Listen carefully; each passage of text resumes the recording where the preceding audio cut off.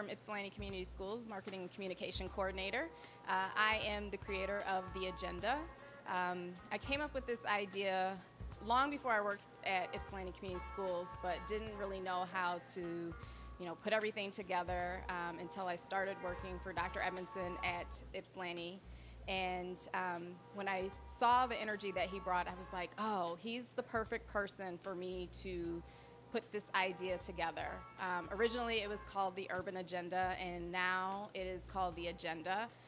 Originally, when I first came up with the idea, it was around a bunch of people, and they just looked at me like I was crazy. Like, oh, you want to start a reality TV show for education? And I was like, yes. The purpose of this show is to let people know the ins and outs of public education and what happens in the background in the administration building. It highlights the good and the bad, and it allows us to focus on the great things that are happening in our community and our district. And it's a great branding opportunity for me. With his personality and my brains, I think that this could be a great, great adventure. We're looking forward to pushing this out not only in Metro Detroit, but then also on a bigger level nationally. So make sure you check out The Agenda.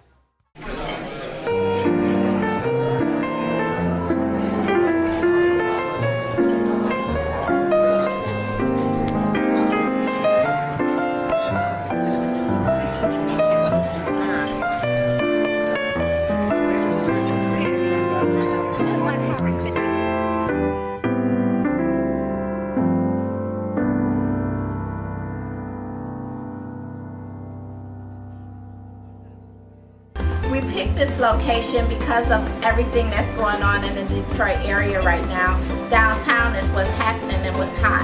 And that's what's up, Detroit.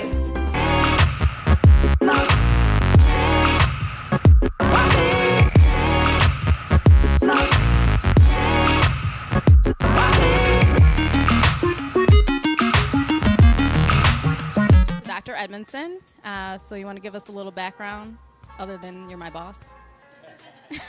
Surely. I've been with Ypsilanti Community Schools now. This is my third year. I started out my career in public education. I've been in public education for 26 years. I've been a principal mostly. Most of my career has been principal at all three levels, elementary, middle, and high school. I had an opportunity to join Ypsilanti Community Schools in 2015, and I've been serving ever since. Our community, like Mr. McNatt, is, I would say we have about 3,900 students. We're very broad in terms of economics. We have a combination of rich and poor. However, our district would probably be seen as on the poorer end. We consolidated two failing school districts at the time, and we've been in that consolidation now for 4 years. But again, I've been there for 3. So this is actually the 5th year of the consolidation, but the 3rd year that I've been serving as superintendent. There are a number of issues that we have, a number of issues that we try to solve. A lot of America's issues come into our schools, and I look forward to being a problem solver and working with my community doing so. That's why we're going to do this, because it's the agenda. America's schools solving America's problems. We planned so hard for this. We got pictures that we're going to show kids tonight of how there were 14 of us in that room working on that criteria. It was that serious to us. There was great energy. We worked on it. We all agreed to it, and we're thrilled at this opportunity for our kids. We have pictures for them to see how serious this was. Yes. And now I'm thrown off my game. I'm thrown off because I'm supposed to write up. I wanted to go in there with something written, and here it is almost 3 o'clock. Right. What do I do, Prez? Bottom line. Can I go ahead and continue what I'm doing and do my doggone job? Move forward on it. Go ahead. Continue. That's all I could ask for. Thank you. I will send anything that gets to me forward. I'll just move on unless there's an open session that tells me otherwise. And you don't have to worry. The NAACP is backing you all the way. As long as you want to be on the board. One more just came in. I'm going to read it. I wanted to take the opportunity to express what a great idea the car giveaway is for our students, our school, and our district. I strongly feel this is a positive incentive for our students to be rewarded for all their hard work and dedication throughout their high school career. This is a great precedent to set to show our students why they should always push to be better in all areas of their lives, not just school. It shows them that their community does care about them and is willing to step up and show their support. I feel it is only going to push the seniors in the years to come to strive for better grades, attendance, and community involvement. This is something that can only be seen as another positive move forward for our district and community. I hope we are able to continue this support in years to come and watch it blossom into a reward all students will be striving to achieve. So can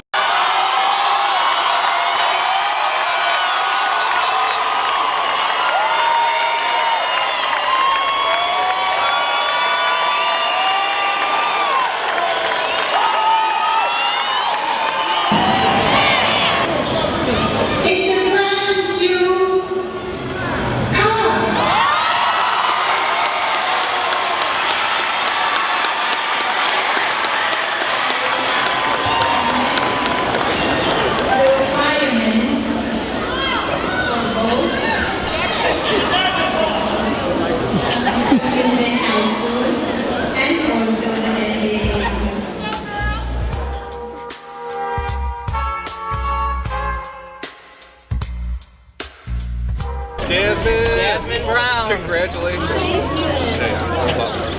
Good to meet you.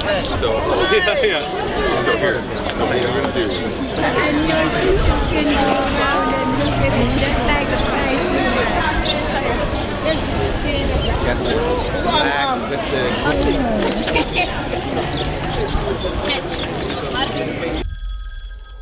Hello. Oh, everything is fine. No trouble here. I'll sleep when they stop riding. Hey, fellas, I'm going to that grocery store across the street. Come bearing gifts. Thank you. You got any sugar? Nah, don't push it, man. It's a war zone out there. They're destroying the city. Whoa, hey, y'all seeing this? Hey, look, we're not too far from the Algiers. Let's just go there till all this blows over.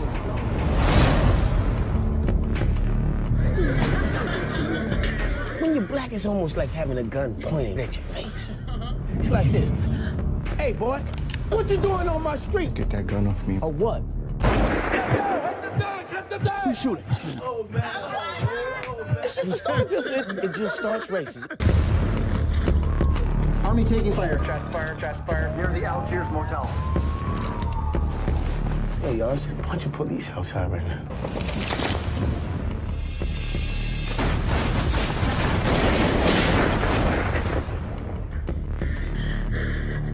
Let's not be stupid in this situation. You need to tell me where the gun is. I got all night, people. Tell me exactly what is going on here. I need you to survive the night.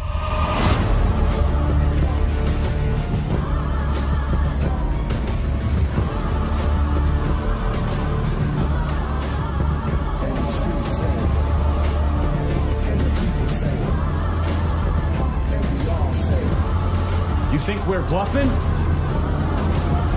We don't bluff.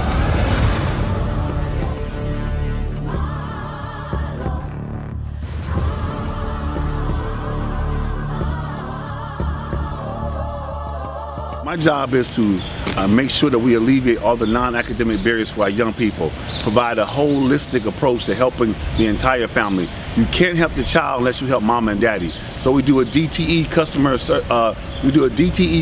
appreciation day, where we provide some payments on rearages in terms of back bills. We also do felony expungement. We do free taxes for families income less than $50,000. We have a food pantry once a month for our children, because the kids are hungry and homeless, they're not doing homework. And at the end of the day, poverty itself is exhausting. We understand that kids come to us each and every day with an accumulation of unresolved grievances. Their success is predicated on adult participation. Kids get on the bus at 5:44 a.m. That means they want to leave their particular area and come somewhere different. Somewhere that provides a safe haven, that provides tools for them to be successful when they return back to their respective communities. At the end of it all, how do you leave us college ready or career ready. We understand that every kid is not going to college, so we need to have trade programs, vocational aspects for kids to be able to fulfill their dreams, passion-based curriculum. When the kids leave us, you leave us better because you entered the room. When you talk about helping young black kids, when they say that research says 7 out of 10 not gonna make it, and damn it, you be a part of the 30% that is. That means that adults have to care. It's not enough for you to like kids, you got to love kids. You got to love on them. You cannot, no longer can we placate kids about coming to school for Target gift cards, for tablets. It's about real life skills. It's about real service to young people. Making sure that when they leave you, they leave them better than, not less than.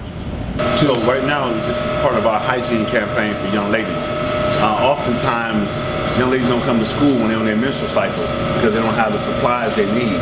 So we started a hygiene campaign to make sure that we alleviate the non-academic barriers for our young ladies. So therefore, they can come to the school in one of our resource rooms, get the supplies they need, and never have their education obstructed. At the end of the day, it's about making sure we service young people, doing right by young people, empathetic leadership, wraparound services, not just for the child, but for the entire family. Research says that 60% of women have on the wrong pads or penny liners. So how do we help them? We went out and we fundraised, went out and got private donations from DTE Energy, from Sam's Club. Allows us to do this in each one of our buildings, each and every day for our young ladies. Every bride wants to find her perfect dress, and it's my job to make it happen. I get all kinds of brides with lots of opinions. Maria, this is already poofy. It's not the style I was talking about. I'm talking to Hollywood and he says he would like to see you in a poof. I'm so done with you. Okay, but this is not your prom. Exactly, this is not my prom. This moment is everything. It's everything. It's everything with you.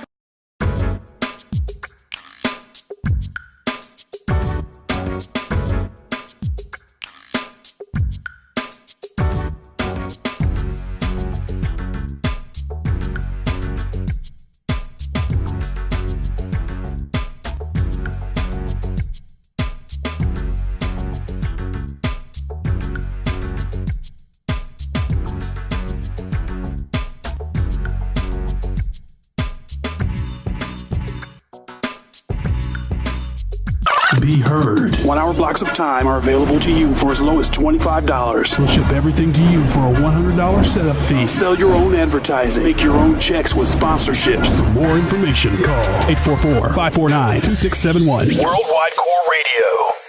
Club Pilates is not something you do for 1 hour a day. It's something you do for the other 23 hours. Before I go on stage, I like to do the hundreds. I mean, we're on stage, 2 hours with constant movement, dancing, choreography. It's pretty straining on the body. Everything that I've been learning in Pilates, it basically all comes together when I'm on the stage. We feel the best way to your most fulfilling path is simple. Do Pilates.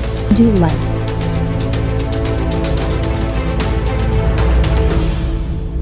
What's up, Detroit? We are back. I hope you are ready. We have another exciting interview on this episode. And I want to use this microphone because I like the new cool flag. See how I mixed that in there? It's a nice label. So today we are joined by Superintendent Dr. Edmondson, Dr. Benjamin Edmondson.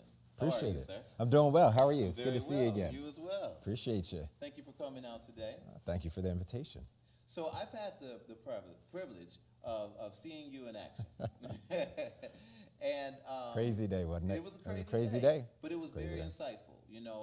Many times we don't know the ins and outs of different careers until you see them in action.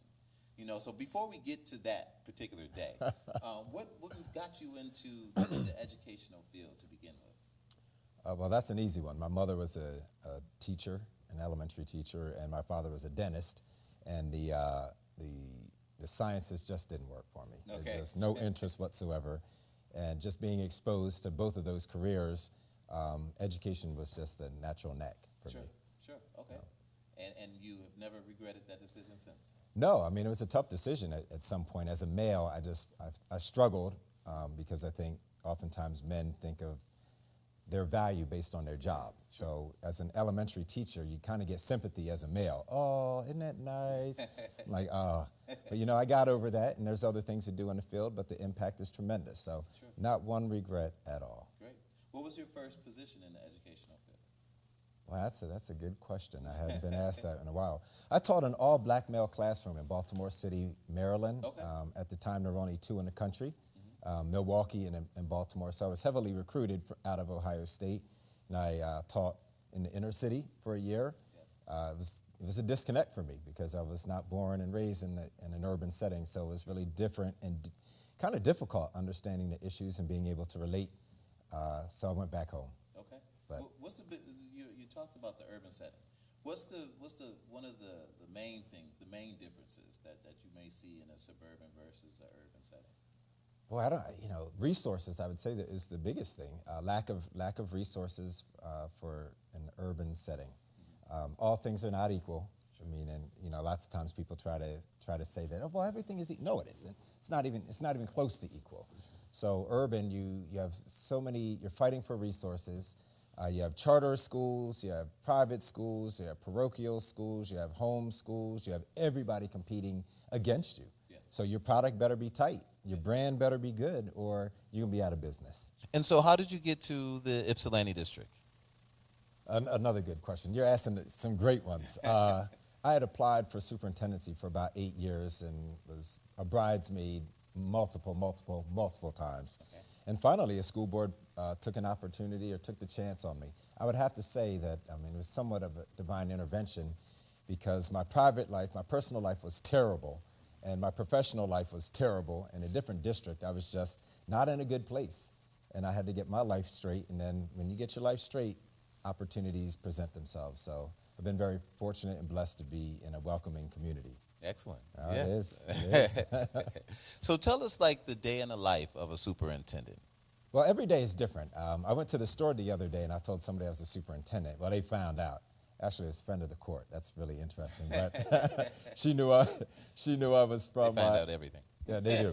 She knew I was from Ypsilanti. And everybody asked me the simple question, is it you that closes schools when it snows?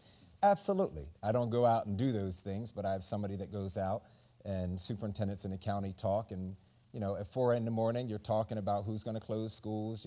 Some superintendents go out and drive themselves. It all depends on the size of your district, whether it's rural or suburban or city, because we're city and we have a touch of, suburbs. So the city will clean things, they take care of the plowing and things. So the city will take care of me, and then I can make that decision. Every day is different. Yes. My day is different because I go into schools and I talk to kids and I talk to teachers. I always say you have to inspect what you expect. So I go in and I ask questions. I read to kids weekly. Kids know me as Dr. E. I have the Superintendent's Challenge. I have the Superintendent's Recognition Award for staff. You have to be a problem solver. Sure. And my resume should say, number one, problem solver, because everybody looks to you to solve a problem. Yes. Okay, you don't often get the accolades, but you definitely get the problems that come to you. That's what I love best. It's like a puzzle. Every day I'm coming a different puzzle piece, or a different puzzle in general. But you're definitely solving someone else's problems. Most of the times they're created by someone else. But the beauty is, if you like to solve problems, it's a great field. For the first time in my life, I've heard somebody say a student say they wanted to be a superintendent, and that was my son. Okay. Just the other day, I'm like, I dropped the mic. Yeah. Boom. You can't beat that. Can't beat it. That's awesome. And to paint another picture of a day in the life of a superintendent, and to go back to what we talked about at the beginning. Yeah. So I was able to go to the Ypsilanti high school, and film you.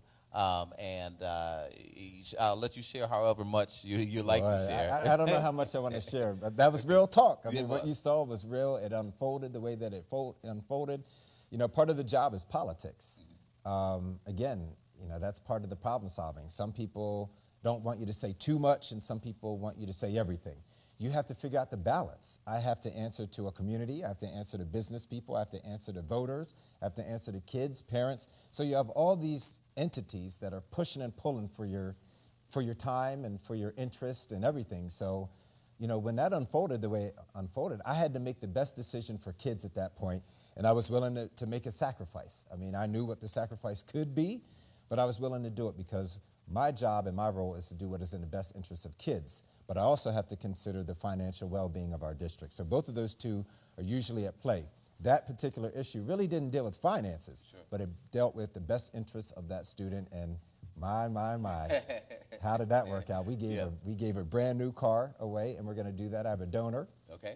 Somebody so in you the gave a community. brand new car to a student. Brand new car. And what was the criteria? Boy, we established the criteria as you had to be in our school district for at least 2 to 4 years, 0 suspensions your senior year, had to have at least a 2.0 GPA, and that's some of the community's been griping about that. But when you have an alternative school too, an alternative high school, you want to make sure that every kid has an opportunity. This isn't about grades, it's about character. Absolutely. That's how I felt. It's about character. Couple other criteria that I can't think of right offhand, but I know for next year we've raised the criteria to include some volunteering. But we were able to give a brand new Ford Focus away from one of my business supporters for the next 5 years. We paid for the insurance of the student. We paid for the driving lessons for the student and a $1,000 gas card. And lastly, one of my friends works at Firestone. He's a manager there, and 3 free oil changes. Wow. So what I always say is my job is to make sure that I follow things from A to Z. I may not have to do all of A to Z. I may ask you to do P through Z, but my job is to make sure that from start to finish, everything is covered. Absolutely. So that worked out That was really a happy well. student. Oh, it was a great story, but we won't share that now. But it was a great story. The student was actually adopted. Parents have 10 adopted children. Wow. 8 of them were in our school district, and they still have 4 more. And when you have somebody, it just worked out that way. Somebody that supports your school district like that, it couldn't happen to a better student. And that was student 100709. That's the student number. Nice.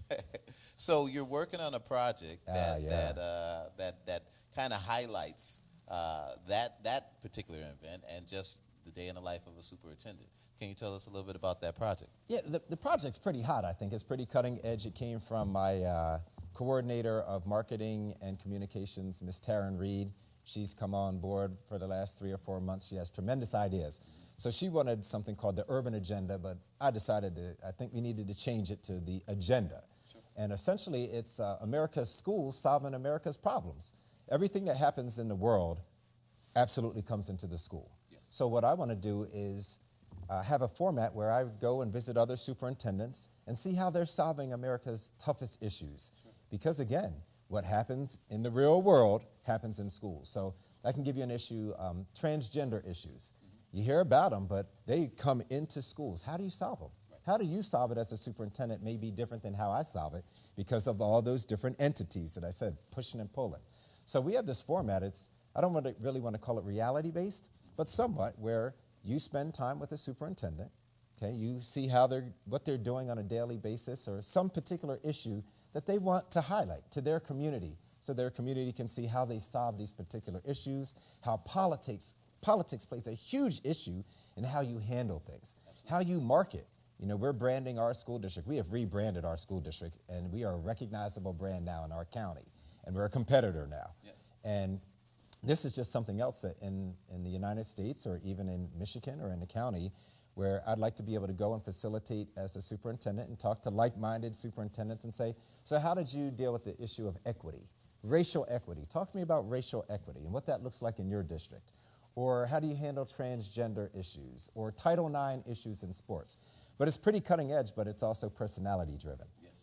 There are some that say I have a big personality. I accept that, but I also accept being the most misunderstood dude in my county. Sure. But I'm good with that. But I think it's an exciting opportunity when we call it the Agenda. It's called the Agenda, and we're going to show America how superintendents and how educators have to address the toughest issues. For instance, and I'll give you one more. When I interviewed someone, I asked them, explain Black Lives Matter. What happens when a student comes in the classroom and says that they support Black Lives Matter when we also have a policeman in our school, a police liaison? How do you address that issue? Black Lives Matter comes into schools. How do you handle it? The Agenda. Stay tuned. Stay tuned. I'm tuned. That sounds exciting. Oh man, I'm very excited. This is a great opportunity for our school district. Yes. And more importantly, I'm an advocate for public education. And these are things that we have to do. We have to do things differently now. We have new students coming in. I think that one of the things that has helped me in my 2 years as superintendent going into year 3 is the people with whom I hire. Yes. I put some millennials around me. I'm not a millennial, not at all. I am not. You have to have them. You have to bring people that think differently and can attract people in a way that you can't. So I love my team, my cabinet. I love the teachers. I love the ideas of trying new things. And education is really a field where people keep the status quo, not me.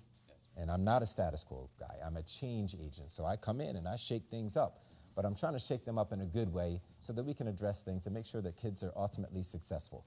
Because I believe attitude, skill set, and work ethic will determine where you go in life. Not college, not job. It is your attitude, your skills, and your work ethic. If I can make sure that all 3 things are intact for kids, they can do whatever they want to in life. And that's what I care about, that you're doing what works best for you. I love it. The agenda.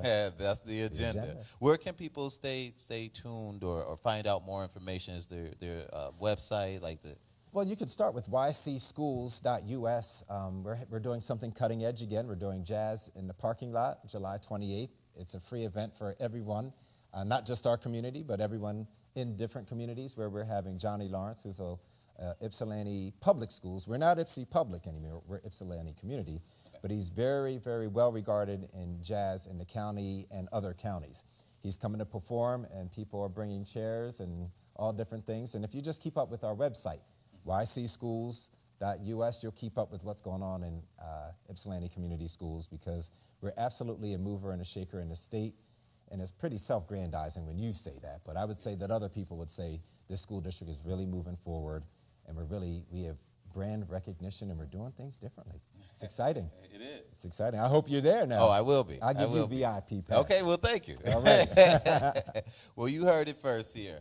Myself, Darius Smith, here with Dr. Edmondson. I know you want to call me Dr. E. Dr. Go ahead, E. it's That's Dr. E. I know you've been dying to call me Dr. E. Dr. E. Man. I appreciate All right. it. And what? That's what's up, Detroit? That's what's up, Detroit. What's up. That's what's up, Detroit.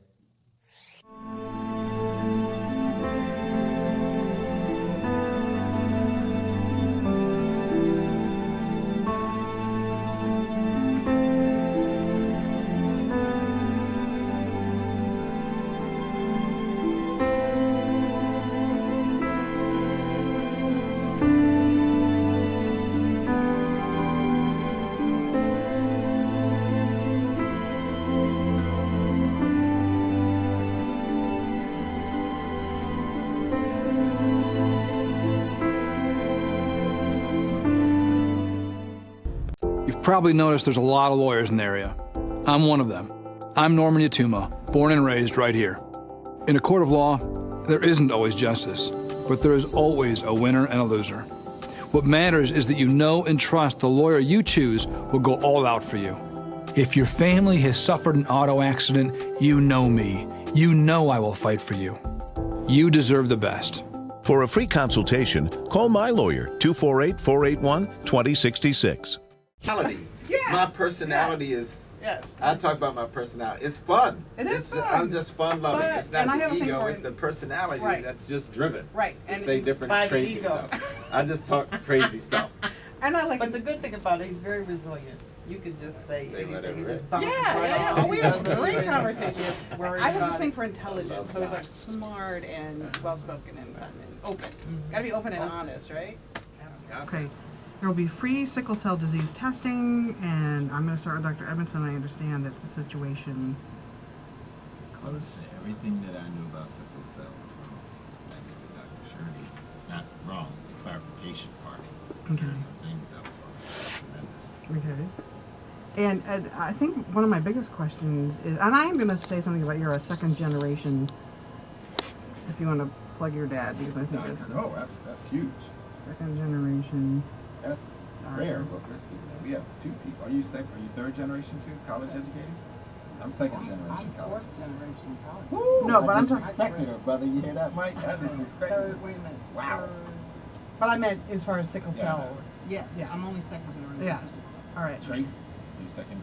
Oh, you don't no, have and I'm talking about her. Right, that's what I'm saying. No, I am. No, it cannot. Back up. Tell him something. So anyway. Doc, I'm trying to love up on you too. Yes, we are. There you go. I'm trying to, love on the doc too. I'm just saying. Yeah, no, you're right. You can't skip a generation. But then it ends. Okay, if wait. it skips. It ends if it skips. So mine is The mine is disease over. can skip the generation. All right, here's my Yes. dumb question that I'm going to ask you. Why is it important to know you have it? Because it's not curable, right? Yes. Why is it important for you to know you have the trait? Yeah. Okay, I have a really good answer. Okay, good. Doc. See what I'm saying? That's right. Sam, did you know that Charity Motors will come to your house and pick up a car you don't want anymore? Yeah. And then they'll make sure it goes to someone who can't afford one, helping folks in need. Yep. Lunch. Mr. Andy, can I donate a car to my grandma? Can she give you a full fair market value tax deduction at the time of your donation? You like helping people, Sam? I like peanut butter and jellies. Charity Motors. Yep.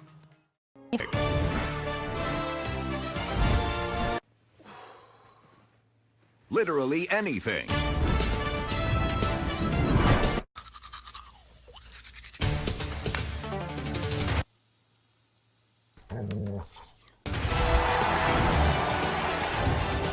Wait till you see it in the game. Enough. They get it. Revive Auto Repair of Troy, servicing foreign and domestic vehicles, is proud to introduce Michigan's first low-income auto repair program, designed to help low-income individuals and families maintain the mobility they need to stay working in Michigan. We are a family-owned business with all types of mechanical services offered and a great warranty policy for all work performed. Contact us today to request an application. Visit reviveautorepair.com. You have to walk a fine line. You have the politics of your school board, and sometimes school board does not reflect the entire community, but they are your bosses, so their politics are the one, you really have to pay attention to their politics. Then there's the politics of parents and the community that will, one day you might walk into a school board meeting and you're like, why are all these people here? And then you find out why they're there, and there's pressures on you to do certain things. I guess the latest one for us was, it was the National Transgender Day of kind of like observance. And there was a community push, a strong push to raise the flag, the transgender flag. So then you get the push from the community, and then you get the push back from the community. And Yes, I took the phone calls. People look to the schools for you to make a decision. What are you going to do? And as a superintendent, sometimes I might call Sean and say, have you had this? And he says, hey man, you're on your own. We don't have that problem. Or maybe I call Stacy. It all depends. But their politics is different than my politics. I'm just looking for ideas. But sometimes I think we feel like we're on an island by ourselves because you make a stand for something one way or the other. You're in the newspaper. You're on TV. Your community's talking about you one way or the other. So politics become a great part of what we do, and it's really polarized. So issues that present themselves, as he said, Colin Kaepernick's or Black Lives Matter might be an issue. I'll tell you one that for us, immigration, that came into our school district because we have a small percentage of undocumented students and families. And then when President Trump came down with his decrees, they played a big issue in our school district. And remember, I represent an entire school district, but the politics often drive what you're going to do. And then sometimes you're caught in the middle of your own personal conviction. So I've always said, when I leave my house, I have to leave my religious conviction at the door. I do, because I'm representing my school district, and sometimes their views are different than mine. But I ultimately defer to what I feel is in the best interest of students. So politics is abundant, and you always want to come on the positive side of politics when you're in our role, because you'll find yourself out the door quickly if the community wants you out or the school district wants you out. It's just, and that's why in Michigan the average tenure is less than 3 years. I have the big, Not at all. He is always asking how we get in the media, so. All kinds of playbook. I dare going to do that. But it's nice to see a bus go by that said Ypsilanti, be a Grizzly. Be a Grizzly. So I would say when I got the job, I worked in a neighboring district in the county, and I knew of Ypsilanti Community Schools. I had an idea, but it was a new school district. But I knew that they were struggling. I knew that. They were A new school district consolidated because of the merger. So it was Willow Run I was very aware of that. and Ypsilanti Public Schools, yes. So here I am. I took the job, and my first hire was someone that did marketing. I said, we have got to change what's happening here. There's no brand recognition, so that was critical. And I've told the community that was intentional to brand this district. And branding is not just changing your logo, it's how you do business. Yes. Okay, people expected a lesser brand. They expected us not to deliver on whatever we said. It was just kind of like Ipsy's this stepchild. And, you know, my own personal ego just will not, that's just not going to work for me. You have an ego? I mean, you have to have it in a job. It's part of marketing. You market your ego. I mean, I have to be big personality, and I have a big personality. And that's part of the brand is big personality. Whether it's good or bad. I mean, it's perceived. Some people don't perceive it well, and others do. I'm fine with that. It's been consistent. Has nothing to do with the job. But we're pretty intentional. But also, I mean, Sean here is, I mean, arguably our districts compete against each other. But I would say on the flip side, for me professionally, he's been a very good friend to me. Where we talk about issues, everything is about competition. You know, we're competing, but also I want to see him succeed. I want to see his district succeed. We're both in the same town. Okay, so two districts, but the same zip code. You know, so I have to see him. I want to see him succeed. I'm not trying to see his district go down because of what I'm trying to do. I really am not concerned with what other districts are doing. I'm concerned with what my district is doing. I said I'm not interested in drawing his kids. I just want our community to know that Ypsilanti Community Schools is the option, not an option. When I got here, we're an option among many others. I want to be the option, so when you have children, you know you're going to put them in Ypsilanti Community Schools. It's just which one.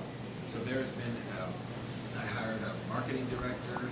I hired, before you, I hired a communications coordinator, because those to me were the most important hires. I made sure that I had a cross-section of baby boomers, Gen X, that's me, Gen X, and then we have millennials. Okay, there's none at the table here that's millennial, just so that. I'm bilingual. I learned that at NSPRA. I keep telling you. I'm glad you learned. Okay, so there's another millennial. But taking what people's strengths are and drawing them, and you know, I am conscious about how people think. I know that we didn't have a social media presence, so I made sure I hired somebody that was on the cusp of being millennial that could address things that I cannot address being a Gen X. So there's a deliberate plan that we have, and I didn't have a big reveal, nor will I. But I will say I do have a playbook, and that playbook travels wherever I go. It's not Ypsilanti's playbook, it's Ben Edmondson's playbook. Now, the draw. Today I was in the high school with my high school principal, and there was a student from another district in another county who wants to transfer and come into Washtenaw County to play football, and he was naming the schools. Left ours out. So, you know, his mother works in our school. So that was a perfect time to talk to him, not just about sports, but just having a smaller feel in a school. That, you know, big schools, you can get lost. Yes. You're not an athlete, or you're not into academics, and you're kind of stuck. So there was, you know, there's this recruiting effort that people have to use. We have to use sports now to draw kids too. Like, our sports program is this, or our coach is this, or our equipment is this, or the lure of playing for a team or playing for a particular coach, or, you know, your coach can get you to this school. That's alive and well. I mean, that is alive and well. And that's, again, America's schools dealing with America's problems, because the lure of athletics and getting rich and being famous is in our schools. Trying to be in the NFL or the NBA. In our schools. Yeah. In our schools. We had a situation that took place a few years back where we had a parent who left our district, and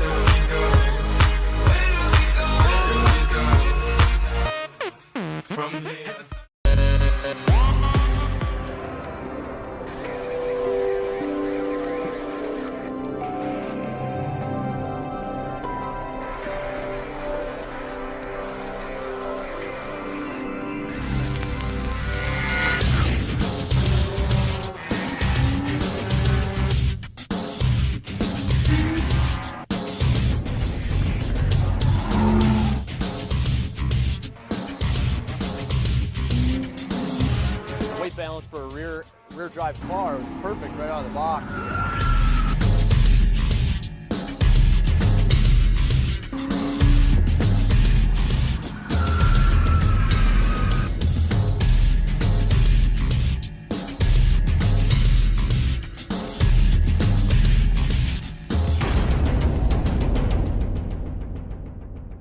But see, you're dealing with people who haven't experienced enough pain to appreciate you.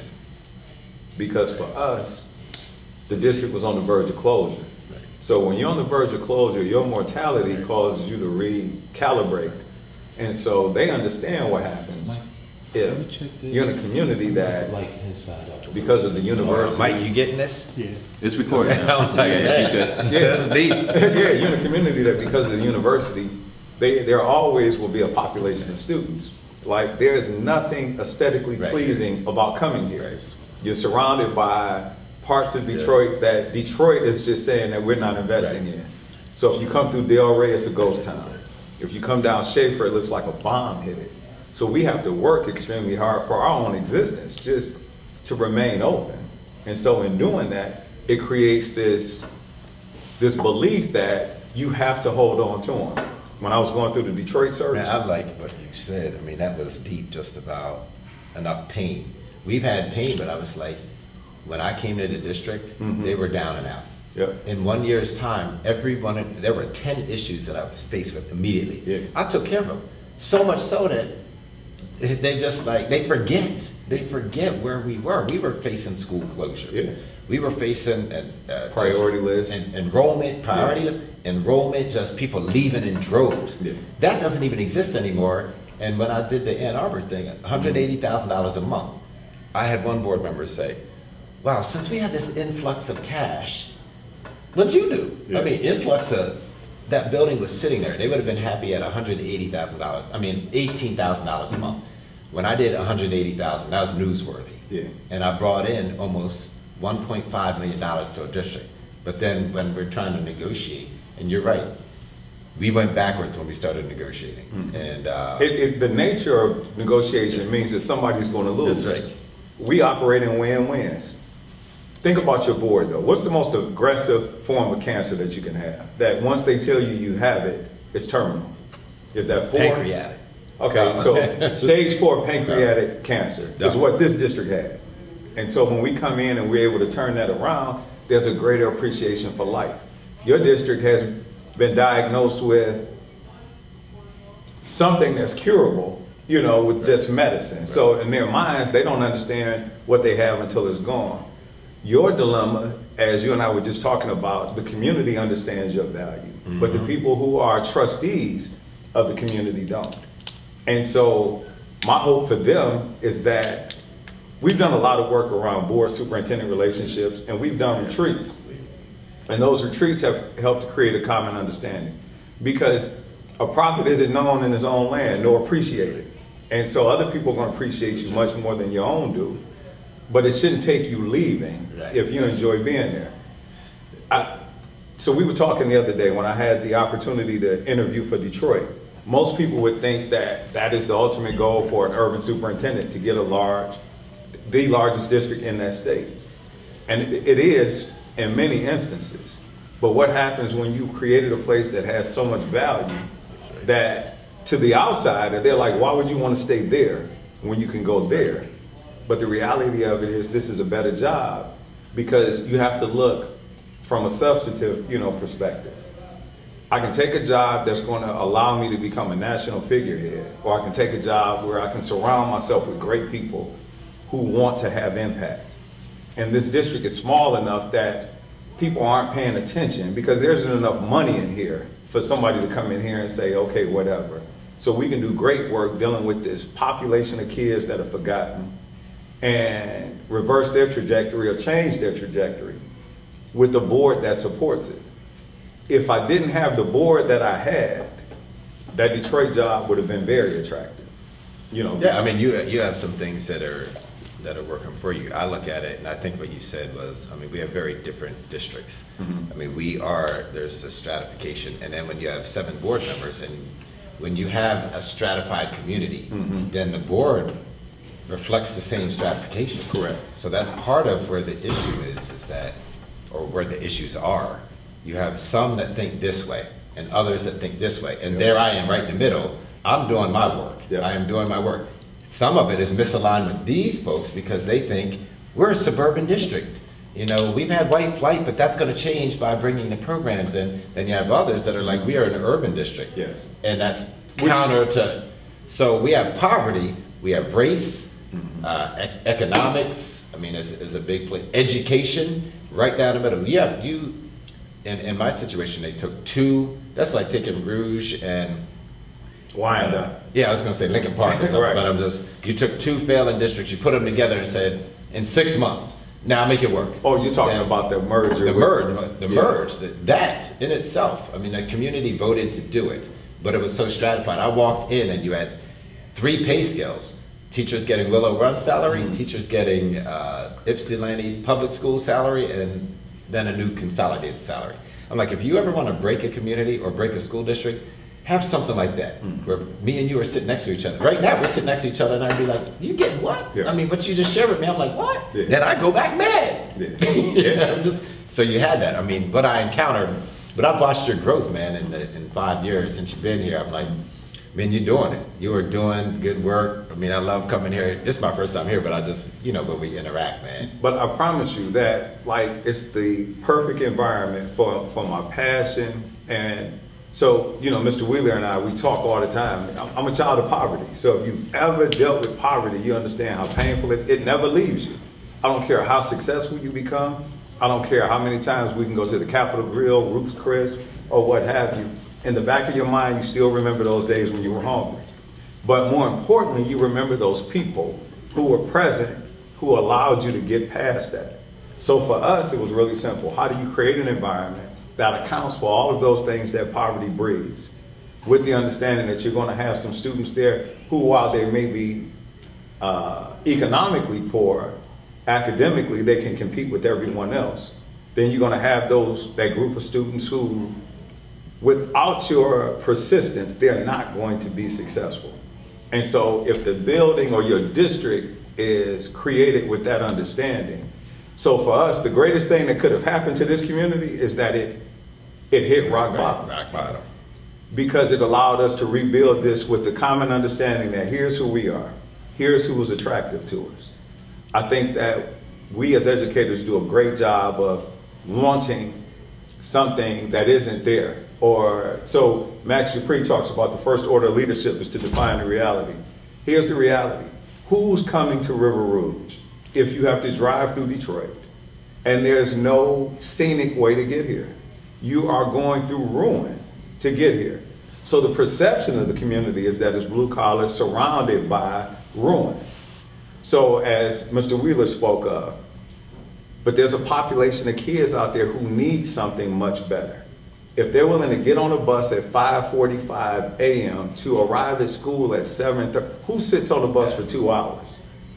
If their commitment to us is that great, what does our commitment have to be to keep them coming every day? And this is, what we're talking about is great. I mean, I look forward to this conversation, bringing other superintendents when you and I go to other places and we bring other soups to hear their stories, because I'm sitting here at things, and then what you say makes me think of my district too, because I'm rebuilding as the soup. Mm-hmm. And then again, when you have a school board that's not sure of who you are, right? And that's where we are. So we're behind you, even though people say, "Oh man, you're Ypsilanti, you're near Ann." Yeah. We're behind your stages of development. Right. We're behind where we have to get to that point of defining who we are, because we have not defined. I'm defining it, but then if I leave, has it really been defined? And there's our struggle.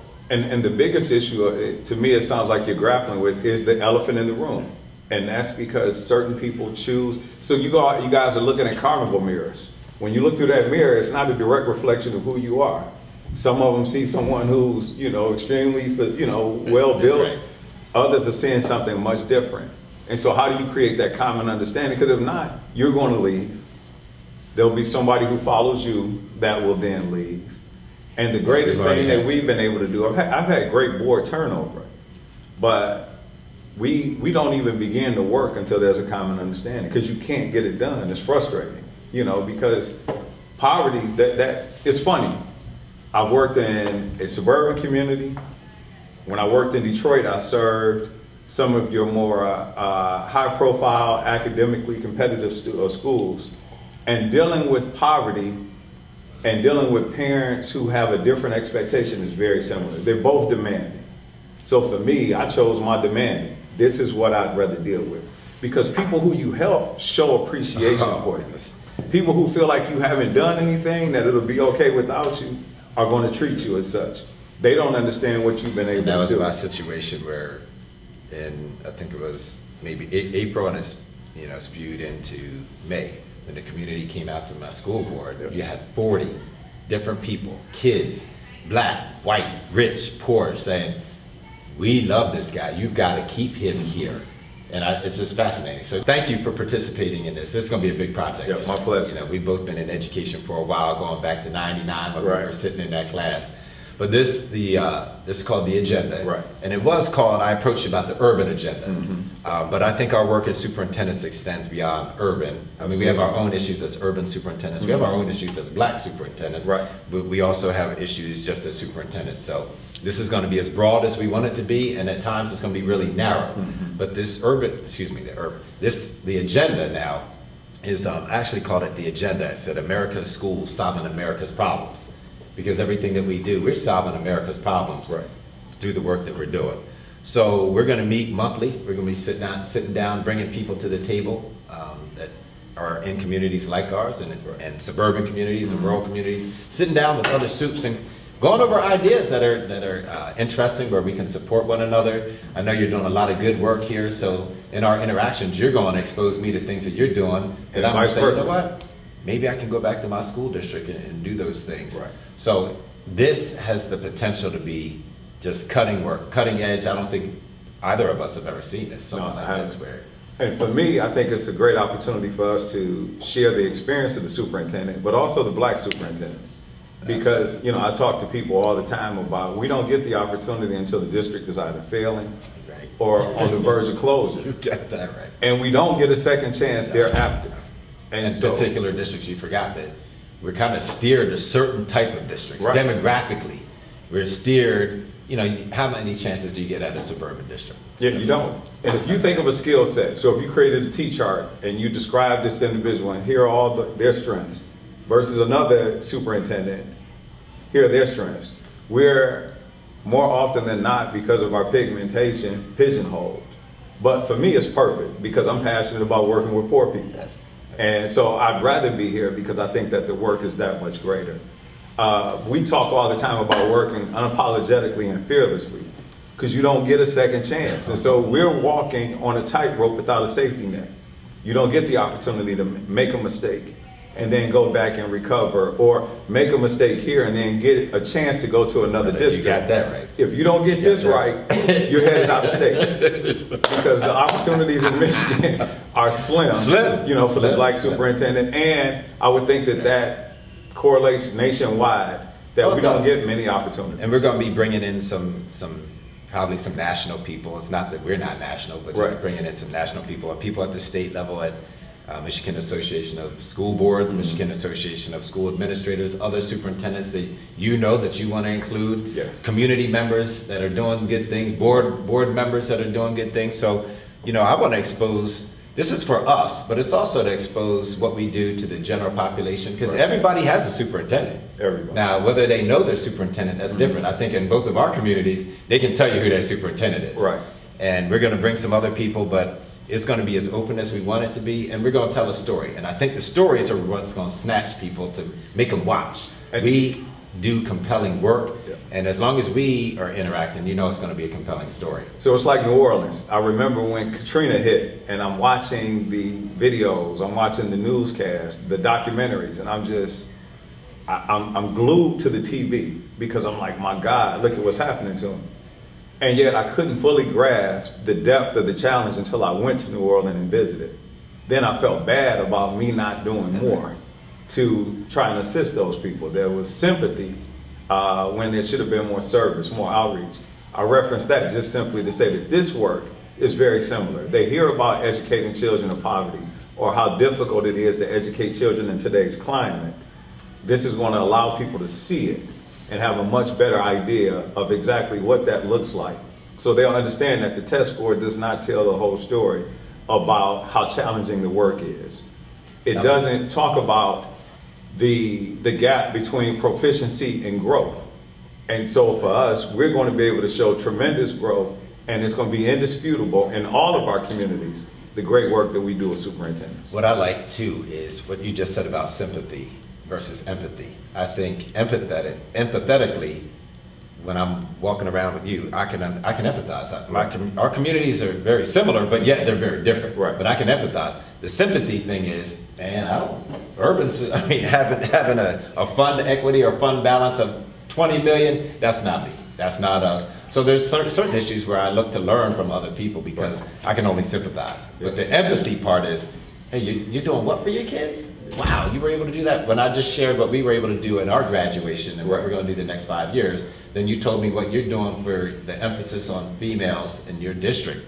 Man, this is tremendous. Yes. We are doing cutting edge work, and the agenda is going to put our things out there, not only in the state, but I think nationally, where we're going to help some other superintendents who are battling with the similar issues and say, wow, if they can do it, maybe we can bring those two gentlemen in and ask them for some assistance. So we can generate greater appreciation for the work that we do, but also send that beacon out to other superintendents that say, hey, great work is happening. Here's that symbol of hope and these individuals that you can call upon to create a network, because the work is extremely challenging, it's difficult, and you work by yourself. You got that. So it's a little self-serving too. So when you're telling me those things that you've been going through and issues, I'm sitting there saying, man, he gets it. He understands, man, that if I don't get this right, I'm gonna be packing my stuff, and I don't get another chance. I'm gonna be out of state, and I'm gonna be calling up people saying, hey man, I'm trying to.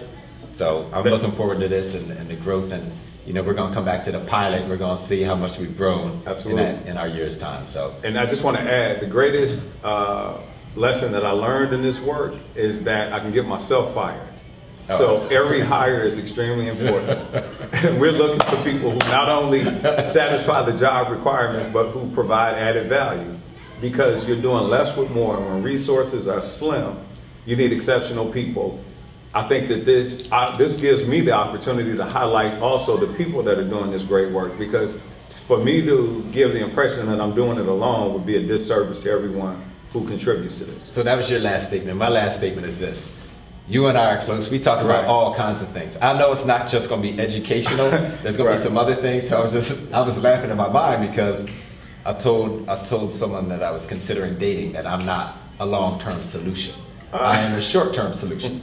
And I look at it similar to the superintendency. Some people look for you to be the long-term solution, and sometimes they know that you are the change agent. You're gonna come in there and you're gonna be the short-term. So just trying to make have a little parallel. But it's been great. Love you like a brother, man, and this is good stuff. Yo, please, man. And Pratt Brothers. Absolutely.